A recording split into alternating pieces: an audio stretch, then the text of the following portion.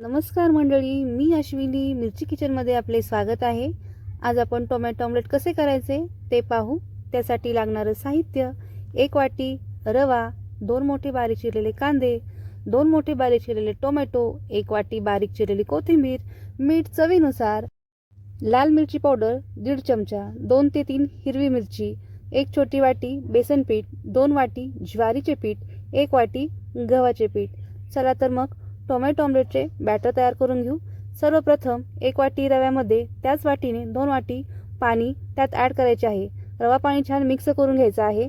त्यानंतर सर्व पीठे क्रमाक्रमाने त्यात मिक्स करायचे। त्यानंतर कांदा, टोमॅटो, कोथिंबीर, लाल मिरची पावडर, तिखट, बारीक चिरलेली हिरवी मिरची, मीठ घालून पीठ छानपैकी मिक्स करून घ्यायचे। ज्याप्रमाणे आपण पीठ भजीला मिक्स होतो त्याप्रमाणे पीठ हाताने मिक्स करायचे आहे। या बॅटरसाठी साधारणतः 4 ते 4.5 वाटी पाणी लागते। या पिठामध्ये आपण रव्याचे प्रमाण वाढवू शकतो, पण गव्हाचे प्रमाण वाढवायचे नाही। त्यामुळे आपले टोमॅटो पलटी करताना टोमॅटो ऑमलेट तुटतात। हे मिश्रण एक 10 ते 15 मिनिटं मुरण्यासाठी बाजूला ठेवू। फेटलेल्या दह्याला तडका मारून घेऊ। 1 चमचा तेलामध्ये अर्धा चमचा मोहरी, अर्धा चमचा जिरं, 2 बारीक चिरलेली हिरवी मिरची, कढीपत्ता छान तडतडून घेतला। फोडणी पूर्ण शांत झाल्यावर म्हणजेच थंड झाल्यावर ती दह्यामध्ये मिक्स करायची आहे। यामुळे तडका आपला खमंग बसतो। आणि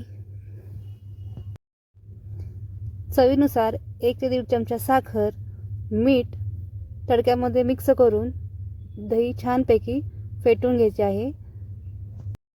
तडका मारलेलं आंबट गोड हे दही टोमॅटो ऑमलेटसाठी परफेक्ट कॉम्बिनेशन आहे।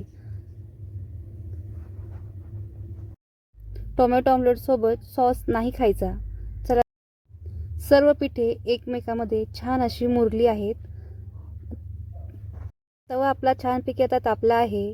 त्यामध्ये 1 चमचा तेल टाकून कांदा अशा प्रकारे घेऊन तो तेल आणि कांदा पूर्ण तव्याला लावून घ्यायचा आहे। त्यामुळे आपले ऑमलेट चिटकणार नाही आणि तुटणारही नाही।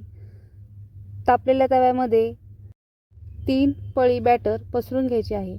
माझा तवा खोलगट असल्यामुळे तो मधी जाड होऊ नये म्हणून मी हाताने तो पसरून घेते।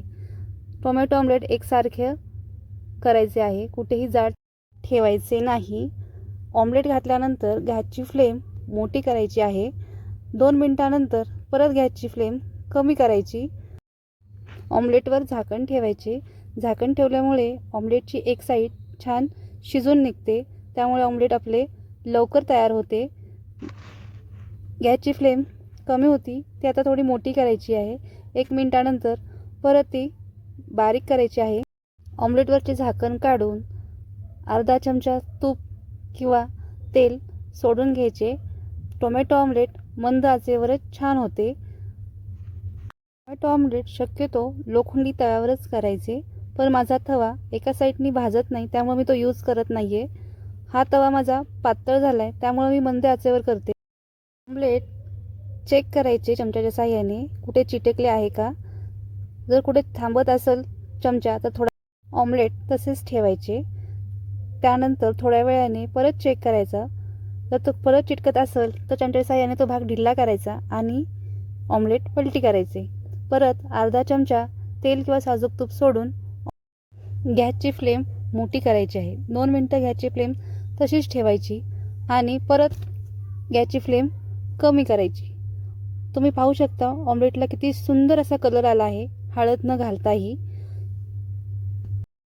या बॅटरपासून साधारणतः 9 ते 10 ऑमलेट तयार होतात। जेव्हा आपल्याला स्वयंपाक करायची बिलकुल इच्छा नसते तेव्हा हे टोमॅटो ऑमलेट नक्की ट्राय करा।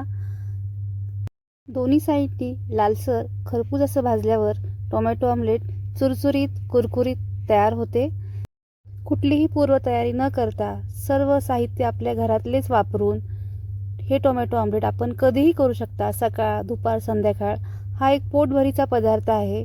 जेव्हा आपल्याला स्वयंपाक करायची इच्छा नसते तेव्हा हे टोमॅटो ऑमलेट नक्की ट्राय करा। याची चव जिभेवर नेहमी रेंगाळत राहते। तुम्हाला या टोमॅटो ऑमलेटची चव कशी वाटली हे मला कमेंट बॉक्समध्ये नक्की सांगा. तुम्हाला जर माझी रेसिपी आवडल्यास चॅनेलला लाईक, शेअर आणि सबस्क्राईब नक्की करा. लहानांपासून मोठ्यांपर्यंत सर्वांना आवडणारे असे हे टोमॅटो ऑमलेट तयार आहे.